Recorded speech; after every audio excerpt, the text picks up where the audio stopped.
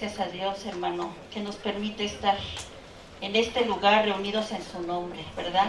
Abre tu Biblia, por favor, en el Evangelio de Mateo, capítulo 6. Mateo, capítulo 6.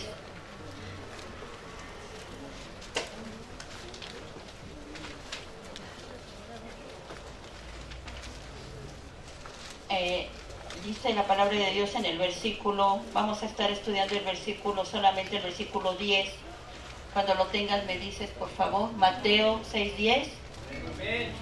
Dice la palabra de Dios: venga tu reino, hágase tu voluntad como en el cielo, así también en la tierra. Padre, te damos gracias por tu palabra, gracias porque tu palabra es tu voz. Cuando nosotros leemos lo que está escrito aquí, es como si oyéramos tu voz hablándonos, Padre, porque es palabra que viene de ti, de tu corazón, y que tiene propósitos para la vida de cada uno de nosotros.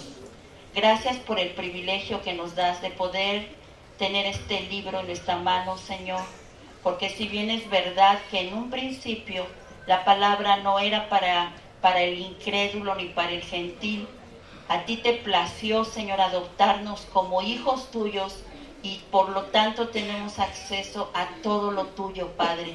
Gracias en el nombre de Jesús. Amén.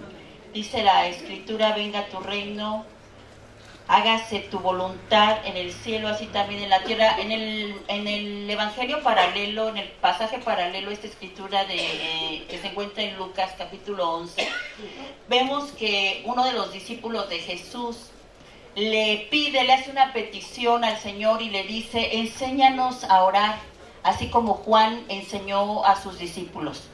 Y lo que nosotros encontramos en esta escritura que estamos estudiando desde la semana pasada, que habla acerca de la oración, existe la confusión de pensar que es un rezo que se tiene que repetir, pero realmente esto es lo que se llama el modelo, la oración modelo. Es una guía para que nosotros sepamos cómo dirigirnos al Padre, porque acuérdate que cuando Jesús les dice, en el Evangelio de Lucas, dice: vosotros pues oraréis así. Y entonces les enseña que la oración debe ir dirigida al Padre, pero también les da varios puntos en los cuales nosotros tenemos que considerar cuando oramos. Él dice: cuando ores no seas como los hipócritas. Él también les enseña que lo hagan cerrada su puerta en intimidad. Les dice también que no usen tantas palabrerías o vanas palabrerías. Pero en este punto que hoy vamos a estudiar, Jesús da una clave más. Y Él dice que nuestra oración debe ir incluida esta petición. La petición más importante en tu oración no es el problema que tú tienes, ni la necesidad que tú tienes. La petición más importante en la oración es pedirle a Dios que se haga su voluntad. Esa es la petición más importante. Por más grande que sea tu problema, tu necesidad o la angustia que tú estés pasando, si en nuestra oración no está implícito que nuestro corazón esté deseoso de que se haga la voluntad de Dios, entonces nuestra oración no va a ser eficaz ni va a ser conforme a lo que la palabra de Dios enseña. Entonces, hermano, esta escritura habla de la manera correcta en la cual nos tenemos que dirigir al Padre. Pero también aquí en Mateo 6:10 nos dice que al orar siempre debemos esperar que la voluntad de Dios se cumpla. Jesús siempre quiso, hermano, y quiere y está interesado en que todos nosotros nos relacionemos con el Padre al mismo nivel, escucha lo que te digo, al mismo nivel que Jesús tenía con relación al Padre. O sea, Él no quiere que nosotros tengamos una comunión con el Padre menos importante y trascendental como la que tuvo Jesús con el Padre. Fíjate que es muy importante, hermano, todo esto que Él nos enseña. Y Jesús, hermano, nos muestra que Él nació, vivió y murió siempre bajo la voluntad del Padre, siempre cumpliendo la voluntad del Padre. Y tú te vas a dar cuenta que desde el inicio de la creación, desde que Dios crea al primer hombre y a la primera mujer, en el corazón del hombre está el salirse de la voluntad de Dios. Es algo que está ahí dentro del corazón. Tú te das cuenta que Jesús los planta en un lugar hermoso que era el jardín del Edén o el huerto del Edén, que significa literalmente el huerto del deleite. Y dice la palabra que ellos estaban allí y tenían todo para vivir una vida plena. Lo más importante que Adán y Eva tenían era la comunión con el Padre. Pero Él solamente les pide una cosa que no debían hacer, ¿se acuerdan? Les dice que no debían comer del árbol, ¿de qué? Del bien y del mal. ¿Y sabes qué es lo que hacen? Justamente lo que Él les pidió que no hicieran. ¿Y sabes qué, hermano? Eso se repite. Eso se repite y se sigue repitiendo. Tú lo puedes ver en la Escritura y lo puedes ver en nuestra vida diaria, hermano. Que las cosas que Dios nos dice que no debemos hacer y que son la perfecta voluntad de Él, nosotros nos escabullimos para hacer lo contrario. Por eso cuando Jesús dice, hágase tu voluntad, nos está enseñando, hermanos, que esto nos lleva y nos conecta directamente con el Padre, cuando realmente lo decimos de todo nuestro corazón. Estos hombres, Adán y Eva, tenían solamente una prohibición. Y entonces vemos que ellos impusieron su voluntad por encima de la voluntad de Dios. Inmediatamente después de la caída, tú vas a ver en toda la Escritura, hermanos, la palabra de Dios cuando habla de la genealogía de Jesucristo, nos habla que hay 41 generaciones antes de que Jesús viniera, y en las 41 generaciones previas al nacimiento de Jesús, toda la gente hizo su voluntad. Y puedes ver hombres de Dios, sí, y los puedes ver y podemos aprender de ellos, pero siempre vamos a encontrar que algo hicieron que se salió de la voluntad de Dios. Entonces, cuando el hombre cae, lo primero que Dios hace es dar un remedio, hermanos. Y es cuando da la primera profecía mesiánica que nos habla de Jesús en Génesis capítulo 3, versículo 15. Vamos a leerla. Dice aquí la palabra de Dios que después de que ellos desobedecen y hacen su voluntad, el Señor le da una sentencia a la serpiente, le da una sentencia al hombre y le da una sentencia a la mujer. Dice en Génesis 3:15, que es la primer profecía mesiánica, y pondré enemistad entre ti y la mujer, y entre tu simiente y la simiente suya. Esta te herirá en la cabeza y tú le herirás en el calcañar. ¿Sabes qué está diciendo? Que un día iba a nacer alguien que iba a aplastar la cabeza de la serpiente antigua llamada diablo, dice la palabra. Y ese ser es Jesucristo. Jesucristo nace para aplastar, pero ¿sabes qué, hermano? Él nace dentro de un plan de redención y dentro de la voluntad de Dios. Acompáñame a Hebreos capítulo 10, versículo 7 al versículo 9. Hebreos 10, 7 al 9, nos está hablando de Jesús y dice aquí la palabra de Dios. Entonces dije, he aquí vengo, oh Dios, para hacer tu voluntad, como en el rollo del libro está escrito de mí, diciendo primero, sacrificio y ofrenda y holocaustos y expiaciones por el pecado no quisiste, ni te agradaron las cuales cosas se ofrecen según la ley. Y diciendo luego, he aquí que vengo, oh Dios, para hacer tu voluntad. Quita lo primero para establecer lo último. Dice Jesús, Él vino y nació con el propósito de hacer la voluntad del Padre. Y a veces nosotros pensamos, de acuerdo a nuestros propios razonamientos, que nosotros estamos haciendo la voluntad de Dios. Y a veces nos engañamos, porque realmente, a final de cuentas, no estamos haciendo lo que Dios quiere, sino la voluntad nuestra. Y lo vamos a ver con la Escritura. Entonces, Jesús nos enseña que al orar al Padre, en Mateo capítulo 6, nos pide que nosotros podamos decirle a Dios que se haga su voluntad perfecta. Y muchos de nosotros a veces nos confundimos, hermanos, en este tema, porque decimos, Señor, que se haga tu voluntad, pero ¿sabes el problema? Que acabamos haciendo la nuestra. ¿Sabes qué pensamos a veces? Que porque yo estoy orando por algo, doy por hecho que esa es la voluntad de Dios. Y he oído gente que dice, es que no sé por qué pasó si yo oré. Bueno, tú oraste, pero que siempre me quiero salir de la voluntad de Dios. Por eso Jesús dice, hágase tu voluntad. Así como se hace en el cielo, se haga en la tierra. ¿Y de qué manera podemos conocer la voluntad de Dios? Primeramente, para los que anotan, conocemos la voluntad de Dios a través de la palabra, a través de su palabra.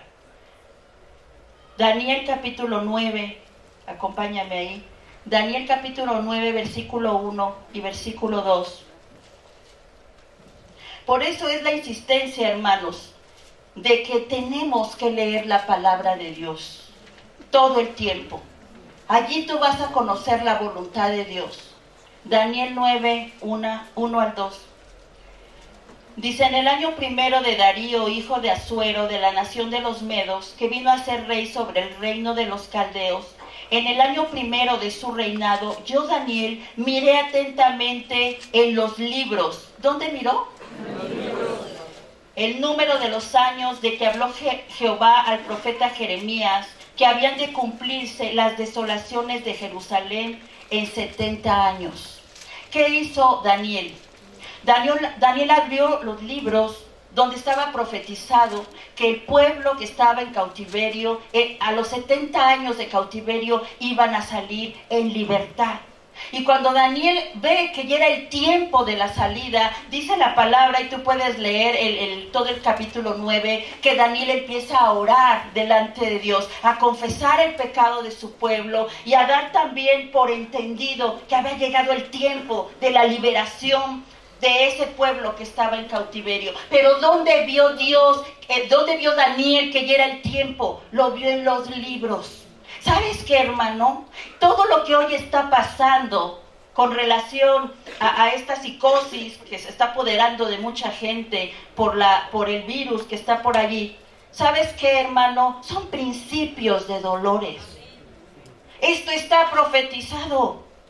¿Por qué el miedo? ¿Por qué el temor? Porque yo no conozco la palabra. ¿Sabes que los que van a perseverar hasta el fin van a ser los que conocen la palabra? Son los que no van a ser confundidos. Son los que vamos a estar entendidos de los tiempos. Por eso Jesús dice, hágase tu voluntad. Y yo no puedo conocer la voluntad de Dios si no conozco la palabra, hermano. Tenemos que conocer, porque Jeremías había profetizado en Jeremías 29:10, porque así dijo Jehová, cuando en Babilonia se cumplan los 70 años, yo os visitaré y despertaré sobre vosotros mi buena palabra para haceros volver a este lugar. Él ya lo había profetizado. Daniel lee la profecía en los libros y se da cuenta que era el tiempo. ¿Cómo puedes tú saber cuál es el tiempo de Dios hoy si no conoces la palabra? Si no conocemos la palabra. ¿Sabes por qué mucha gente sigue en cautiverio? Acuérdate que ellos estaban en cautiverio. Y si Daniel no abre los libros y no se da cuenta que ya era el tiempo, ellos hubieran seguido cautivos porque no conocían la palabra. Fue Daniel el que lo hizo. Y a veces nosotros seguimos en cautiverio porque no conocemos la palabra, porque no conocemos la voluntad de Dios, porque no somos diligentes. La otra forma en la cual podemos conocer la voluntad de Dios es a través de intimidad con Él, a través de la oración. En esos tiempos de intimidad es que Dios nos muestra cuál es su voluntad. ¿Sabes qué, hermano? A los que anotan, anota esto. Dios escucha a los que hacen su voluntad. Dios escucha a los que hacen su voluntad. Y los que hacen su voluntad escuchan a Dios. Qué importante. Conocemos su voluntad cuando tenemos relación con Él. Hechos 16, del versículo 6 al versículo 10. ¿Quieres oír la voz de Dios? Habla con Él. Habla con Él y Él te va a hablar. Y Él te va a dar la dirección. Hechos 16, del 6 al 10. Amén.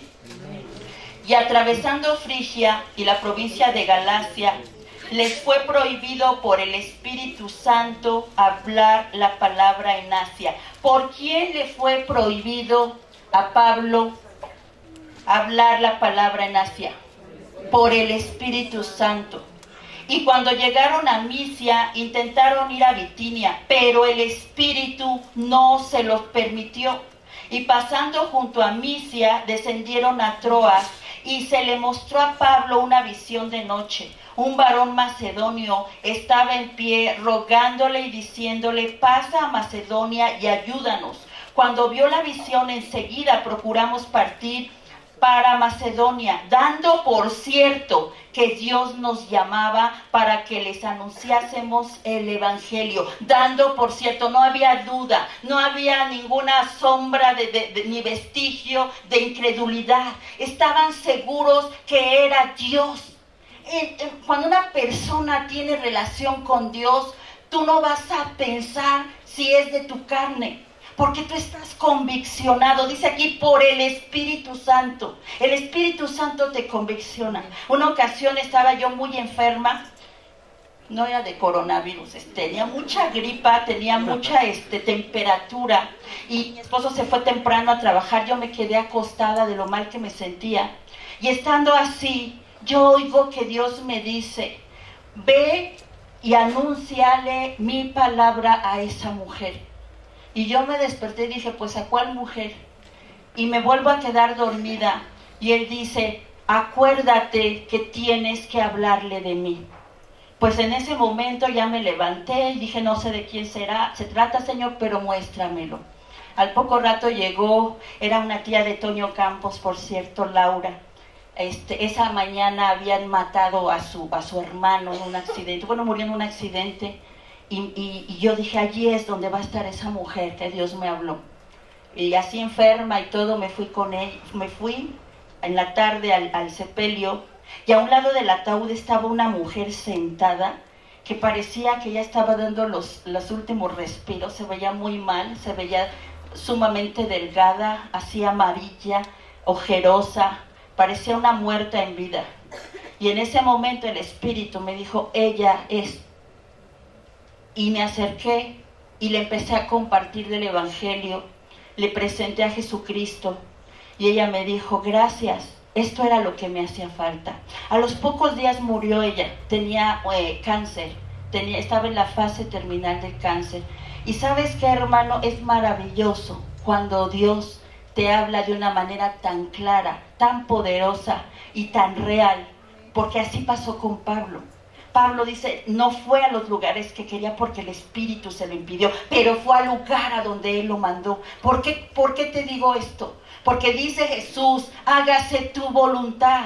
Y su voluntad se manifiesta a través de tu intimidad con Dios. Él siempre nos va a hablar: hermano, hágase tu voluntad. Pero también, hermanos, podemos ver que cuando decimos a Dios: hágase tu voluntad, puede ser una oración de tres maneras diferentes. Podemos decirle: hágase tu voluntad con resentimiento. ¿Sí o no? Muchos se sonrieron por ahí. Se me hace que alguno de ustedes ha hecho eso. Con resentimiento, hermano. No me agrada, Señor. No lo acepto. Pero ¿qué le voy a hacer? Que se haga tu voluntad. ¿Sí o no? Jeremías capítulo 15, versículo 15 al 18. A pesar de que el profeta, hermano, era un hombre de Dios, era un hombre obediente, era un hombre, hermanos, que había estado trabajando y construyendo y edificando al pueblo a través de sus profecías, llegó un punto en la vida de Jeremías en el cual él empezó a menguar y él empezó a sentirse molesto con Dios. Y entonces él ora a Dios, y yo puedo ver aquí una dosis de resentimiento. Jeremías 15:15. Jeremías 15:15. Dice: tú lo sabes, oh Jehová, acuérdate de mí, visítame y véngame de mis enemigos.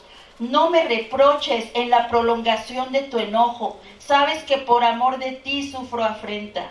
Fueron halladas tus palabras y yo las comí. Tu palabra me fue por gozo y por alegría de mi corazón, porque tu nombre se invocó sobre mí, oh Jehová, Dios de los ejércitos. No me senté, primeramente él le muestra, ¿no? Le dice, mira lo que yo he hecho, Señor. No me senté en compañía de burladores, ni me engreí a causa de tu profecía. Me senté solo porque me llenaste de indignación. Pero aquí es donde entra el reproche. Dice, ¿por qué fue perpetuo mi dolor y mi herida desahuciada no admitió curación?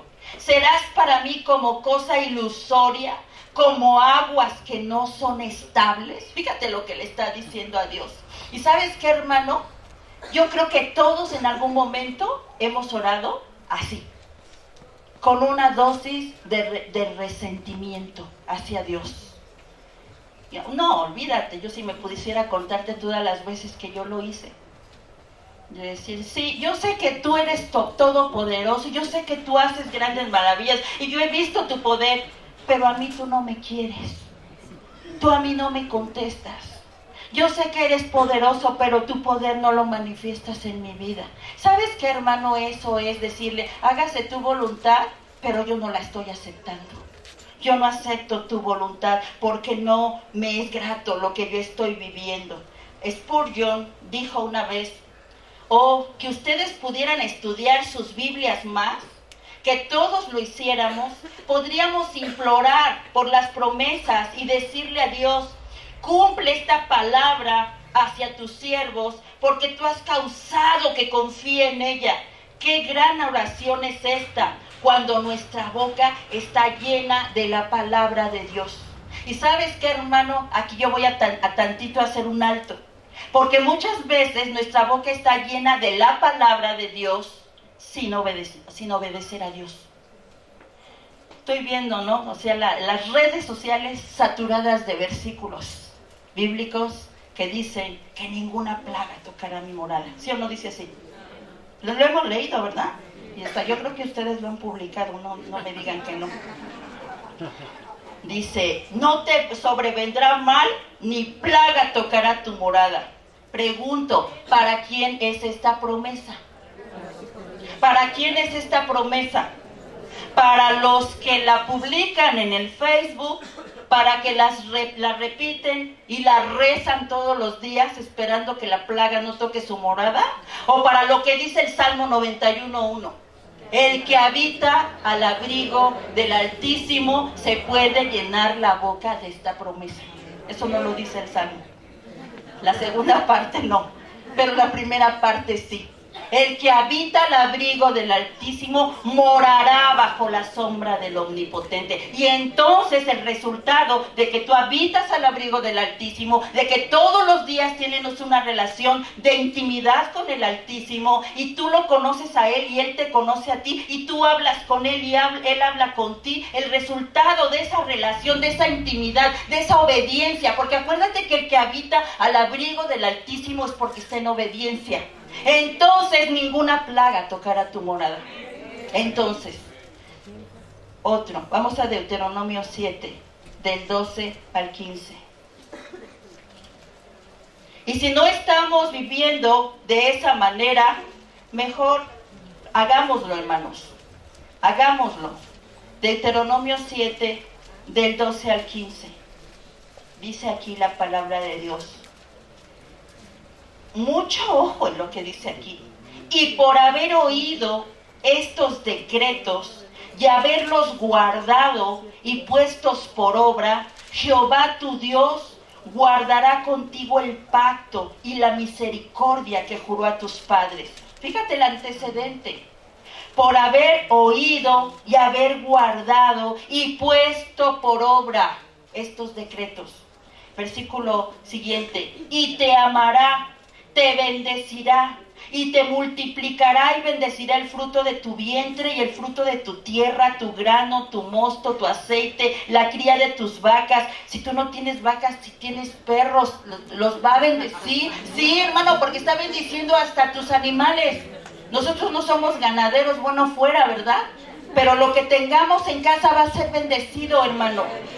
Y los rebaños de tus ovejas, en la tierra que juró a tus padres que te daría. Bendito serás más que todos los pueblos. No habrá en ti varón ni hembra estéril, ni en tus ganados. Y quitará Jehová de ti toda enfermedad y todas las malas plagas de Egipto que tú conoces. No las pondrás sobre ti, antes las pondrás sobre todos los que te aborrecen.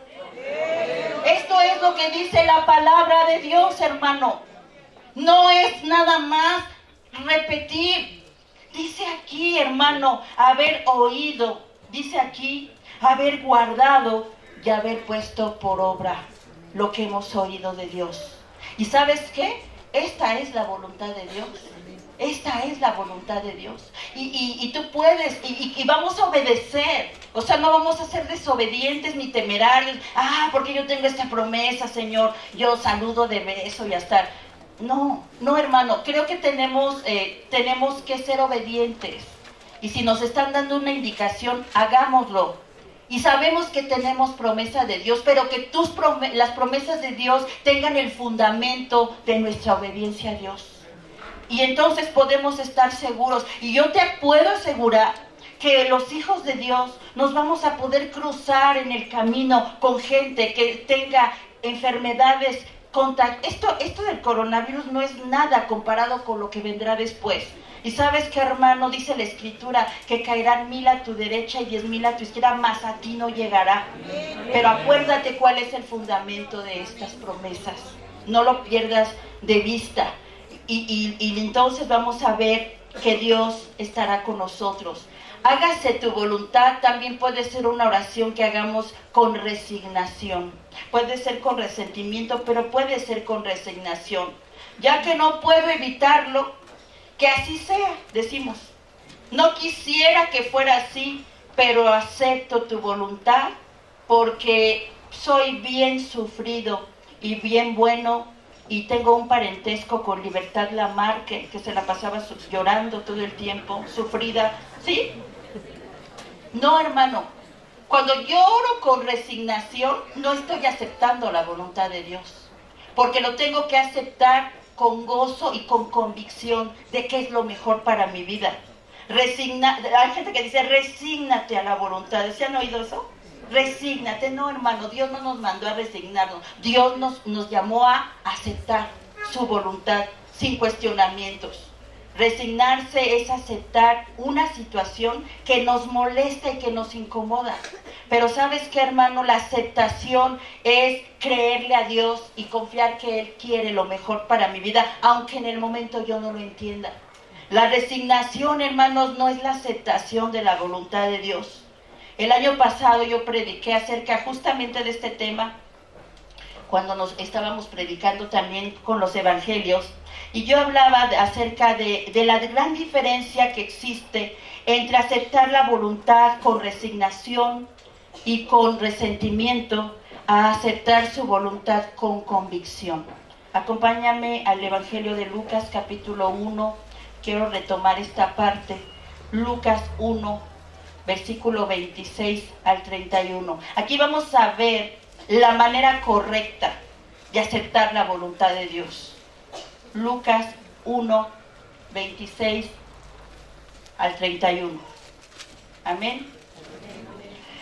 Al 6º mes el ángel Gabriel fue enviado por Dios a una ciudad de Galilea llamada Nazaret, a una virgen desposada con un varón que se llamaba José, de la casa de David, y el nombre de la virgen era María.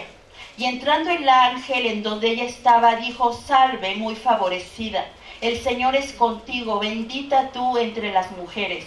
Mas ella, cuando le vio, se turbó por sus palabras y pensaba qué salutación sería esta. Entonces el ángel le dijo: María, no temas, porque has hallado gracia delante de Dios, y ahora concebirás en tu vientre y darás a luz un hijo y llamarás su nombre Jesús. ¿Qué estaba haciendo el ángel en la vida de María? Estaba rompiéndole todas sus ilusiones y sus sueños. Eso es lo que estaba haciendo. le estaba diciendo que todos los planes que ella tenía para casarse con José, que ese vestido que ella tenía preparado para la boda, que esas doncellas que habían estado ensayando con panderos para abrirle el paso y que ella entrara a tomar por esposo a ese hombre que ella amaba tanto, todo eso estaba siendo destruido en ese momento, porque le dice que ella iba a concebir del Espíritu. Y ¿sabes qué, hermano? La respuesta de María no fue con resignación, la respuesta de María no fue con resentimiento. Dice aquí, hermanos, en el versículo 34. Entonces María dijo al ángel, ¿cómo será esto? Pues no conozco varón. Respondiendo el ángel le dijo, el Espíritu Santo vendrá sobre ti y el poder del Altísimo te cubrirá con su sombra. Por lo cual también el santo ser que nacerá será llamado Hijo de Dios. Y he aquí tu pariente Elizabeth, ella también ha concebido hijo en su vejez, y este es el 6º mes para ella, la que llamaban estéril. Porque nada hay imposible para Dios. Y ve la respuesta. Entonces María dijo, he aquí, la sierva del Señor, hágase conmigo conforme a tu palabra. Y el ángel se fue de su presencia. ¿Sabes que no hay nada más liberador para un hijo de Dios que aceptar la voluntad de Dios con gozo y con agrado? Cuando tú sabes que tú vives para hacer la voluntad de Dios, las cosas que vienen contra ti, los problemas que se suscitan, las enfermedades que llegan, las malas noticias, ya no te tiran. ¿Sabes por qué? Porque tú sabes que como hijo de Dios, todo lo que pase en tu vida, todo lo que pase a tu alrededor, forma parte de un plan perfecto y diseñado por aquel que dio su vida por ti. Y que todo lo que pase en tu vida tiene un propósito, aunque en el momento no lo entendamos. Aunque en el momento nosotros nos sintamos que nos tira esa situación. ¿Sabes qué, hermano? Sabemos que la voluntad de Dios es así. Y estamos seguros que así Él va a traer a su tiempo el mostrarnos por qué razón está permitiendo eso que en el momento no nos gusta. ¿Sabes que alguien dijo? Hay 2 clases de cristianos. Los que dicen a Dios, hágase tu voluntad y están dispuestos a obedecer.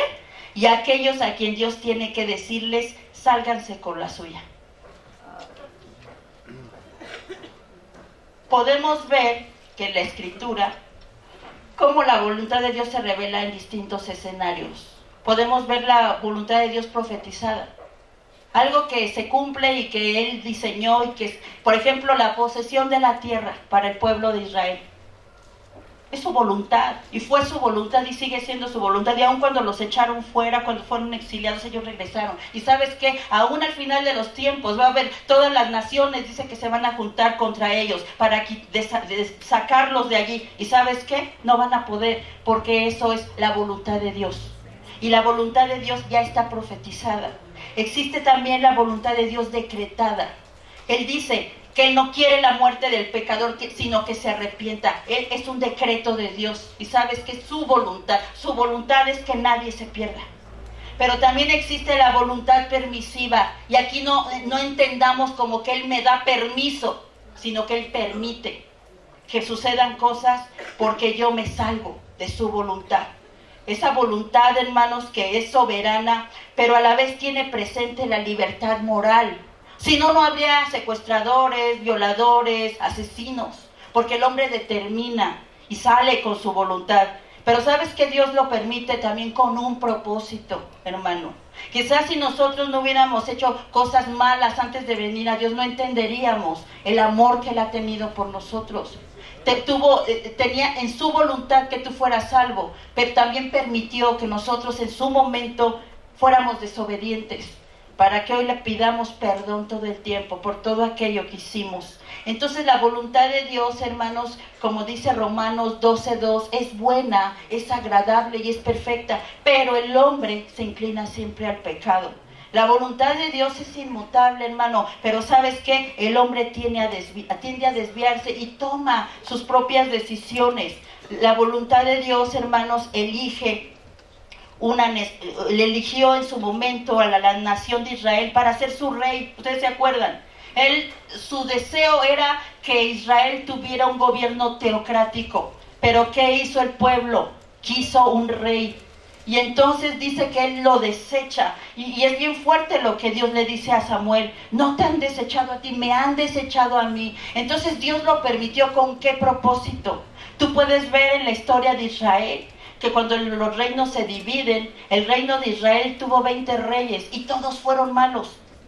El reino de Judá tuvo 20 reyes, solo 8 buenos y 12 malos. De 40 reyes, 8 reyes buenos.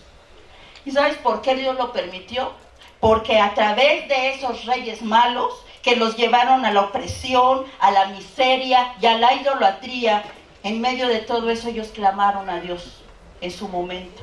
Entonces, cuando nosotros nos empeñamos en hacer nuestra voluntad, las cosas siempre nos van a salir mal. Dile al que está al lado tuyo, si haces tu voluntad, te va a ir como en feria.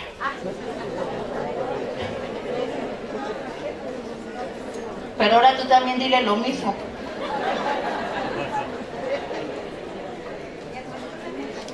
Está la voluntad de Dios. ¿Sabes que la voluntad de Dios es perfecta? ¿Cuántos saben eso? La voluntad de Dios es perfecta, porque la voluntad de Dios es lo que Él quiere que sea. Fíjate, Ezequiel 33:11, te lo leo, dice, diles, vivo yo, dice Jehová el Señor, que no quiero la muerte del impío, sino que se vuelva el impío de su camino y que viva. Volveos, volveos de vuestros malos caminos, ¿por qué moriréis, oh casa de Israel? La voluntad de Dios es que nos vaya bien. La voluntad de Dios es que estemos bajo su resguardo, que estemos protegidos bajo la sombra de sus alas. Pero a veces nosotros nos queremos escapar. Hace como el año pasado, a mediados del año pasado, la hermana que atiende la casa del recobro, Basti, llegamos en una ocasión de las veces que vamos y traía su nariz fracturada. No saben, pobrecita, toda su cara morada. Y la nariz traía su parche aquí, porque resulta que alguien con buenas intenciones llevó a un jovencito allá a la casa hogar. Ese jovencito vivía en la calle y le dijo, oiga señora, ¿puede recibir a este muchacho? Mire, vive en la calle, anda comiendo de la basura. Sí, déjenmelo aquí. Y lo recibe. Y en el momento en que el niño llega ahí, todos tienen obligaciones. Hay unos lavan la ropa, otros la doblan, otros hacen el aseo, o sea, se dividen los trabajos, de los niños que pueden, porque hay muchos niños muy enfermos que no pueden hacer nada. Entonces, como a cualquier otro niño, ella le dice, a ver, tus obligaciones van a ser esta y esta. No, a mí no me ponga a hacer nada. Si me va a dar de comer, deme de comer, pero yo no quiero hacer nada. Por eso me salí de mi casa. Entonces dice ella, bueno, dice, es que aquí todos colaboramos. No, pues no quiero. Y bien rebelde el chico, ¿no? Y dijo, ¿sabe qué? Si no me voy. Le dice, pues si quieres irte, vete, yo no te puedo tener a la fuerza. Y fue, y regresó como a los 3 días, lo habían golpeado, todo mal, ¿no? Y lo vuelve a recibir. Y entonces dijo, es que este niño necesita pues más atención. Y resulta que después se le vuelve a revelar el niño y le dice, déjame salir porque ya me quiero ir. Y le dice ella no, y trató de detenerlo con la mano, porque sabía que iba a ir allá afuera, al peligro, tantas cosas, ¿no? Y la respuesta del niño fue darle un cabezazo en la nariz y la rompió. Le rompió su nariz. Entonces dice que ella lo que hizo fue, dice que traía la cara llena de sangre, abrió la puerta y le dijo, si te quieres ir, vete. ¿Sabes que así es Dios?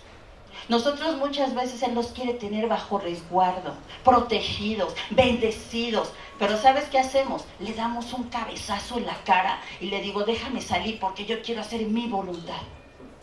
Eso justamente fue lo que pasó allí. Y es triste, hermano, pero la realidad es que muchas veces nosotros queremos salirnos con la nuestra. Dice la palabra de Dios, hermanos, que la voluntad de Dios es que nosotros vivamos con Él en paz, en bendición y en intimidad. Y cuando le decimos a Dios, hágase tu voluntad, ¿sabes qué estamos haciendo? Estamos firmando un contrato, estamos firmando un compromiso en el cual yo le estoy cediendo a Dios todos mis derechos y le estoy dando la garantía de que yo voy a obedecer lo que Él me diga, cuando yo le digo hágase tu voluntad, y que voy a aceptar lo que Él diga para mi vida. Y si en esa voluntad de Dios tienen que pasar cosas que a mí no me agraden, yo me tengo que aceptarlo de buena gana. Dice la palabra de Dios que cuando Jesús estaba en el Getsemaní orando, dice la palabra de Dios que Él le dice: Padre, si quieres, pasa de mí esta copa, pero no se haga mi voluntad, sino la tuya. ¿A qué se refiere? Hágase tu voluntad. Es, me pongo en el lugar del copiloto y llévame por donde tú me quieras llevar y pásame por donde me quieras pasar. Cuando tú lees el Salmo 23, estaba yo estudiando ayer el Salmo 23, y fíjate que vemos lo bonito, ¿no? Dice: Jehová es mi pastor, nada me faltará, en lugares de delicados pastos me pastoreará. Pero tú sigues leyendo y te vas a dar cuenta que en el Salmo 23 Él nos muestra que vamos a tener angustiadores. Pero dice que Él va a poner mesa delante de nuestros angustiadores. También el Salmo 23 nos dice que vamos a pasar por valles de sombra y de muerte, pero no vamos a temer mal alguno, porque Él va a estar con nosotros. Habla de una vara, de un cayado, de dirección, de exhortación, y a lo mejor hasta un varazo nos va a tener que dar. Pero ¿sabes qué, hermano? Tenemos la seguridad de que Él es nuestro pastor y que en su voluntad Él siempre va a querer lo mejor para nuestra vida. Hubo un estudiante de un instituto bíblico en Estados Unidos que dice que él decía: yo soy más listo que todos estos. Cuando yo leo la oración del Padre Nuestro, me salto lo de hágase tu voluntad. ¿Por qué me lo salto? Porque yo sé que Dios me va a tomar la palabra y mejor ahí no le entro. Entonces dice que no leía y pasó mucho tiempo y leía todo lo demás, y cuando decía hágase tu voluntad no lo leía. Y dice: y saben que Dios es tan bueno y tan maravilloso, que un día me habló a mi corazón y me dijo: no tengas temor de aceptar mi voluntad, porque yo no vengo a quitarte nada, yo vengo a dártelo todo. Cierra tus ojos y vamos a orar y vamos a pedirle al Padre en esta hora que nos haga entender esta palabra, que nos haga comprender que su voluntad es perfecta.